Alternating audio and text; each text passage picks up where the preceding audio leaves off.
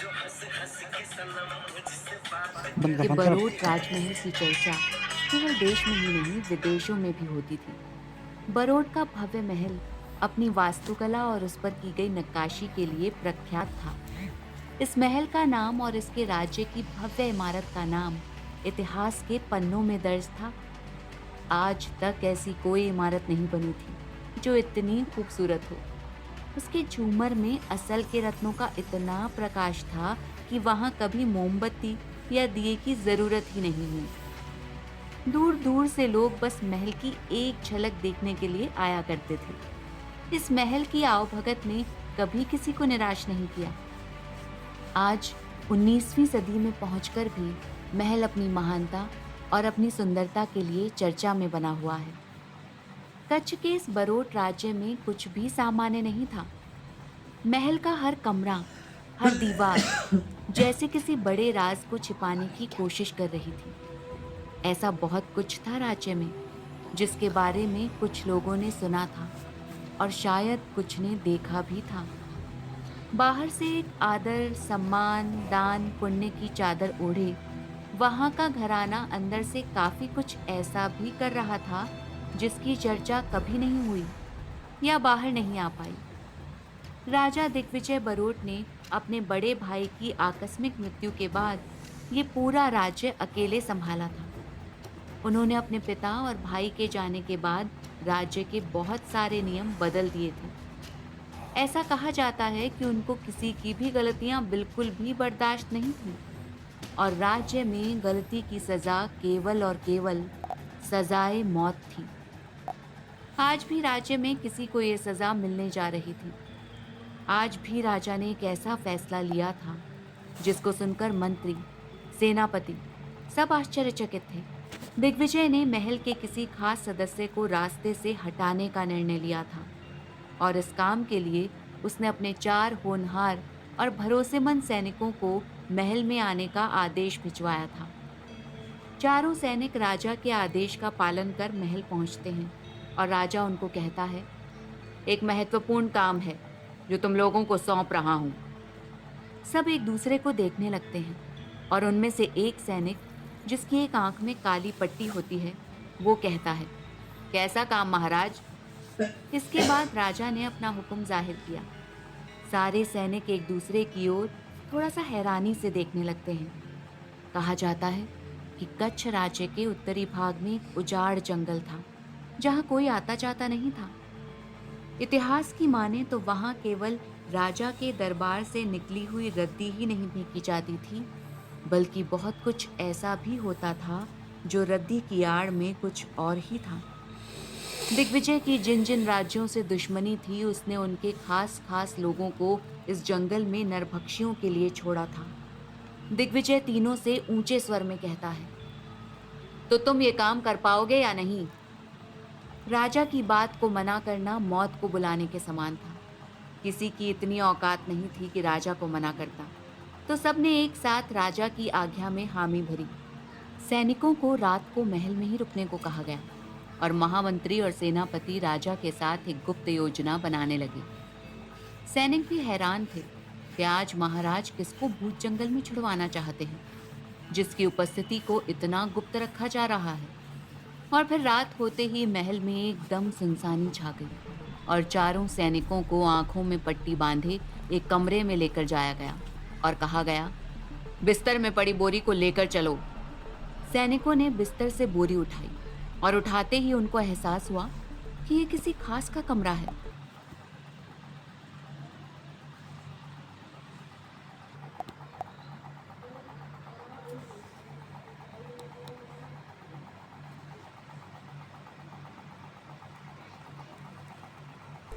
मलमल की चादर तो राजघराने में रहने वाले के ही कमरे में हो सकती है। चारों बिना सवाल किए बोरी को लेकर महल से बाहर की तरफ जाने लगी। महामंत्री ने महल के गुप्त रास्ते से उन लोगों को महल के बाहर लगी बोगी में बैठने को कहा और जैसे ही वो चारों बोरी के साथ बोगी में बैठे, वैसे ही उनकी पट्टियां खोल दी गईं और सेनापति ने आदेश दिया, भूत जंगल के बीचों बीच इस बोरी को छोड़ देना। याद रहे, जंगल के बीचों बीच। चारों ने सेनापति की बात में सर झुकाया और वहां से बोगी में निकल गए। जंगल की तरफ जाता हुआ रास्ता एकदम सुनसान था। उसमें से एक ने बोगी को रोका और कहा, आगे हमें पैदल ही जाना होगा। चारों बोगी से उतरे और बोरी को कंधे में चढ़ाकर भूत जंगल के बीचों बीच निकल गए। जंगल के बीचों बीच पहुंचकर उन्होंने बोरी को नीचे फेंक दिया। जैसे ही बोरी को नीचे फेंका, वैसे ही तेज धड़ाम की आवाज आई। चारों ने चौंक कर एक दूसरे को देखा और फिर बोरी को आंखें फाड़ फाड़ कर देखने लगी। बोरी के अंदर से लड़की का सिर बाहर निकला, जो महज 17-18 साल की होगी। चारों सोच में पड़ गए कि आखिर ये लड़की है कौन। तभी उनमें से एक ने कहा, ये तो कोई राजकुमारी लगती है। उनमें से एक सिपाही, जिसको बस लड़की का सुंदर चेहरा दिख रहा होता है, वो कहता है, जो भी हो, लड़की है तो बहुत ही खूबसूरत। अगर कुछ देर के लिए हम भूल जाएं कि हमें यहाँ इसे मरने देने के लिए छोड़ा है, तो इसके शरीर से अपने तन की आग को शांत कर सकें तो क्या बुरा है। वैसे भी कुछ देर में इसे मरना ही है। ये बात शायद उन सबके जहन में चल रही थी, लेकिन कोई उसको बोल नहीं पा रहा था। एक सिपाही के पहल करते ही दूसरे को हिम्मत आ गई और उसने कहा, सेनापति ने बस इतना ही कहा था कि जंगल के बीचों बीच छोड़ देना, और जब इसको मरना ही है तो बात तो सही है, किसी का भला तो हो। ये सुन तीसरा कहता है, वैसे भी दोस्त, अगर सागर सामने है तो काहे को कोई घर प्यासा जाए, पहले मजा लेते हैं फिर आगे का देखेंगे। और सिपाही ये बोलकर ठहाके लगाकर हंसने लगे। उनमें से एक सिपाही अपनी तलवार से बोरी को बीचों बीच से चीर देता है। बोरी के फटते ही लड़की के हाथ पैर भी बाहर आ जाते हैं। उसको देखकर ऐसा लगता है कि जैसे उसमें अभी भी थोड़ी जान बाकी है। वो आंख खोलने की कोशिश करती है, लेकिन खोल नहीं पाती। पहला सैनिक, जिसका नाम रतन था, वो लड़की को अपने हाथों से जैसे ही छूने लगता है, उसको अपनी बीवी की याद आने लगती है। उसको याद आता है कि उसकी बीवी उसको छोड़कर इसलिए चली गई क्योंकि वो उसको एक औलाद नहीं दे पाया। उसका चेहरा गुस्से में लाल होने लगा, क्योंकि इस वजह से उसको घर छोड़कर यहाँ कच्छ में सर छिपाने की जगह ढूंढने आना पड़ा। रतन जैसे ही अपना गुस्सा लड़की के शरीर के माध्यम से निकालने के लिए उसके कपड़ों में हाथ फेर ही रहा था, वैसे ही लड़की आंखें खोलती है। सब ये देख हैरान रह जाते हैं। वो लड़की सहमी सी चारों ओर आंखें फाड़ फाड़ के देखने लगी। उसके चेहरे को देखकर ऐसा लग रहा था मानो उसको पता ही ना हो कि उसके साथ क्या हो गया हो, उसको कहाँ लेकर आया गया है और क्यों। उसको कुछ अंदाजा भी नहीं था। उन चारों सिपाहियों को उसकी जान की कुछ नहीं पड़ी थी। वो तो उसे बस हवस की नजर से देखने लगते हैं। लड़की वहां से उठने की जैसे ही कोशिश करती है, चारों उसको घेर लेते हैं। वो फिर से उठने की कोशिश करती है तो एक सैनिक उसको धक्का देते हुए कहता है, यहाँ से कहाँ भाग कर जाएगी मूर्ख लड़की, चुपचाप हमें वो करने दे जो हम चाहते हैं, तो शायद तुझे आराम की मौत मिल जाए। उस बेचारी लड़की को समझ ही नहीं आ रहा था कि ये सब क्या हो रहा है। उसका चेहरा डरा हुआ था, उसके मुंह में आवाज नहीं थी। सैनिक उसको देखकर हंसने लगे और उसकी गंदी हंसी चारों तरफ गूंजने लगी। लड़की का डर और बढ़ता जा रहा था, लेकिन जैसे जैसे डर बढ़ रहा था, वैसे वैसे उसको वहां से उठने की हिम्मत भी मिल रही थी। लड़की ने पैरों को रेंग कर कुछ खड़े होने की हिम्मत की और कहा, ये सब मत करो, मुझे जाने दो। पर सैनिकों की आंखों में दया का एक भी भाव नहीं था। जैसे ही वो लोग लड़की को अपनी हवस का शिकार बनाने जा रहे थे, तभी कुछ ऐसा हुआ जो बहुत ही आश्चर्यजनक था। किसी शक्ति ने उस सैनिक को इतना जोर का धक्का दिया कि वो उछल के इतनी दूर गिरा कि सब दंग रह गए। सब इधर उधर देखने लगे कि आखिर हुआ क्या है।